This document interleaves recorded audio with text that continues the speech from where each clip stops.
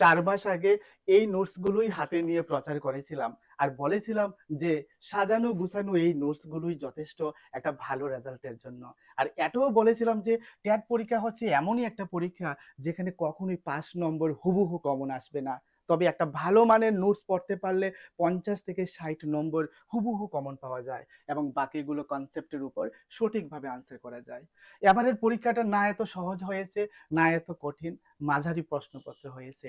যার মধ্যে আমার এই নোটসগুলো থেকে ৬৩টি প্রশ্ন হুবহু কমন এসেছে এবং আমার এই নোটসে যে বিশ্লেষণ আর আলোচনা দেওয়া হয়েছে সেগুলো যারা ফলো করেছে তার উপর ভিত্তি করে আরো ৩৫ থেকে ৪০ নম্বর সঠিক আনসার করা সম্ভব হয়েছে।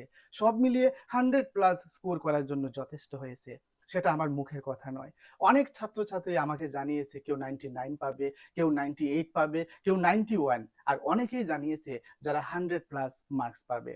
এমনকি আমার নিজের ঘর থেকেও একজন ক্যান্ডিডেট এবার পরীক্ষা দিয়েছে যে 98 মার্কস পাবে, হিসেব করে দেখেছে। তবে শুধু নোটস নিলেই হবে না ভাই। যারা পাস করবে আর যারা একটুর জন্য পাস করতে পারবে না বলছে, তারা স্বীকার করেছে গত ৪ মাস তাদের জন্য কি পরিমাণ অক্লান্ত পরিশ্রম আমি করেছি এবং ছাত্রছাত্রীরা করেছে। রুটিন করে সবাইকে পড়িয়েছি, প্রতিদিন মক টেস্ট নিয়েছি এবং প্রিপারেশনের জন্য যা যা প্রয়োজন সব করেছি। ছাত্রছাত্রীও তা স্বীকার করেছে এবং কৃতজ্ঞতা প্রকাশ করেছে। তবে এইবার মডারেট কোশ্চেন হয়েছে, আগামীতে কোশ্চেন অনেক হার্ড হবে।